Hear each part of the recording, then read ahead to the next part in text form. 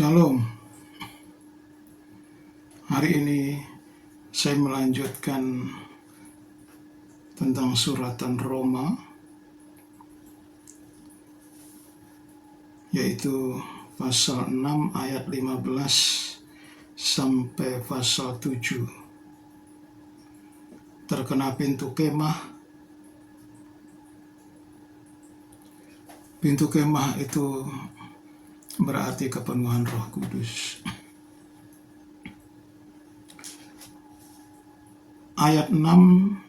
Pasal 6 ayat 15 sampai 23, perihal di luar atau di dalam pintu. Jadi di luar pintu atau di dalam pintu kemah ini. Pasal 7 ayat 1 sampai 6, Rasul Paulus memberitakan hal nikah di luar atau di dalam pintu. Pasal 7 ayat 7 sampai 26, gambar sepenuhnya dari pintu. Itulah tema dasar dari pasal 6 ayat 15 sampai pasal 7. Ada 3 hal yang penting.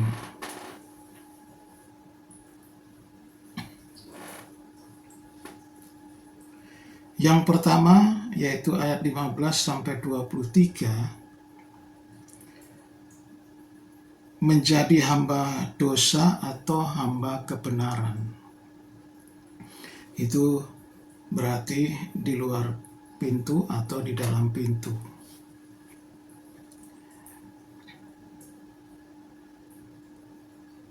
Konsekuensinya adalah orang yang di luar pintu atau hamba dosa itu bebas dari kebenaran. Jadi tidak ada sangkut pautnya dengan kebenaran.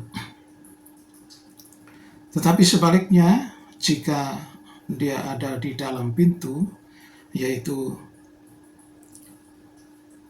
melakukan kebenaran atau membersihkan dosa, maka di situ ketentuannya ayat 23, sebab upah dosa ialah maut, tetapi karunia Allah ialah hidup yang kekal dalam Kristus Yesus Tuhan kita. Jadi di luar pintu, ini pintu kemah, itu bisa kemungkinan untuk keluar. Jadi tidak ada di dalam. Artinya, walaupun sudah bertobat dan lahir baru, tetapi itu masih bisa keluar lagi. Tetapi kalau kehidupan itu di dalam pintu, ya, masuk, yaitu menjadi hamba kebenaran, maka dia bebas dari dosa. Dan bebas dari dosa berarti lepas dari maut. Itu yang pertama. Yang kedua, Rasul Paulus bicara tentang nikah. Lebih baik kita membaca ayat 1 sampai 3 pasal 7. Apakah kamu tidak tahu, saudara-saudara, sebab aku berbicara kepada mereka yang mengetahui hukum, bahwa hukum berkuasa atas seseorang selama orang itu hidup, sebab seorang istri terikat oleh hukum kepada suaminya selama suaminya itu hidup. Akan tetapi apabila suaminya itu mati, bebaslah ia dari hukum yang mengikatnya kepada suaminya itu. Jadi selama suaminya hidup, ia dianggap berzina kalau ia menjadi istri laki-laki lain. Tetapi jika suaminya telah mati, ia bebas dari hukum, sehingga ia bukanlah berzina kalau ia menjadi istri laki-laki lain. Ini persoalan nikah yang nanti di dalam 1 Korintus lebih mendalam lagi. Jadi, suami istri itu terikat oleh hukum.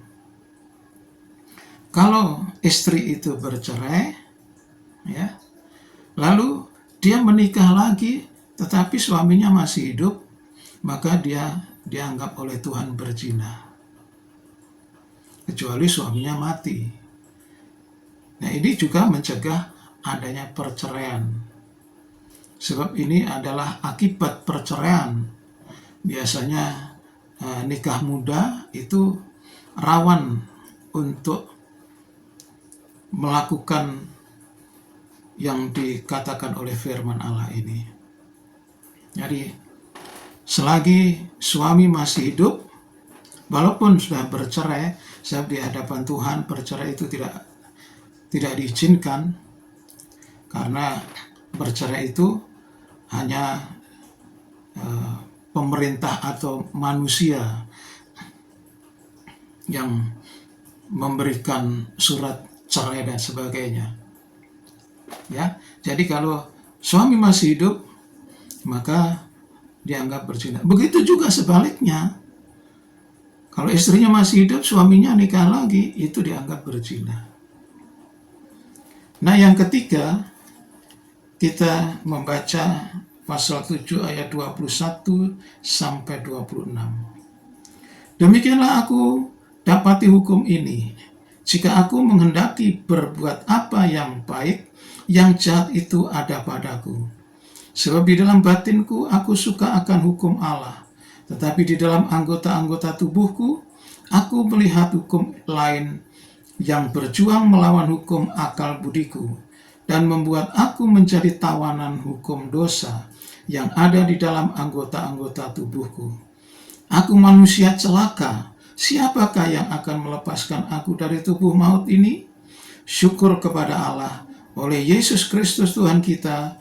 Jadi, dengan akal budiku, aku melayani hukum Allah, tetapi dengan tubuh insaniku, aku melayani hukum dosa. Rasul Paulus ada di dalam dilema sebelum dia mengerti tentang firman Tuhan.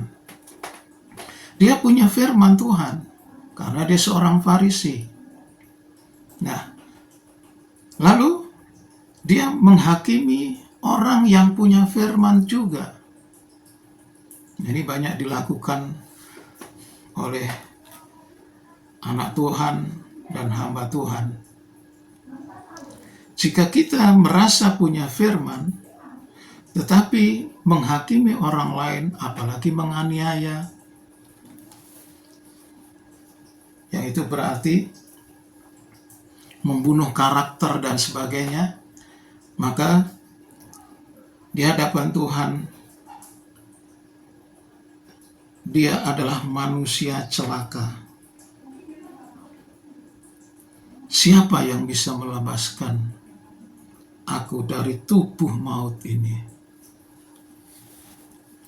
Kita sudah sejauh ini bicara pertobatan. Jadi jangan kita suka menghakimi, sebab menghakimi itu urusannya langsung dengan Tuhan.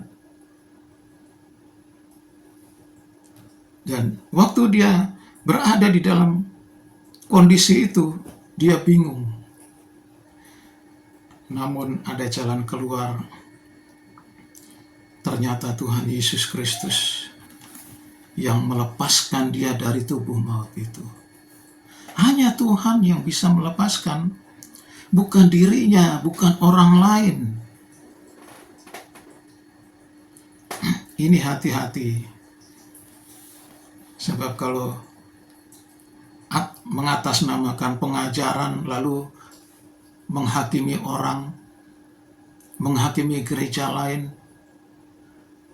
itu berarti tubuh kita berada di dalam kuasa maut. Dan kalau itu tidak dilepaskan oleh Tuhan,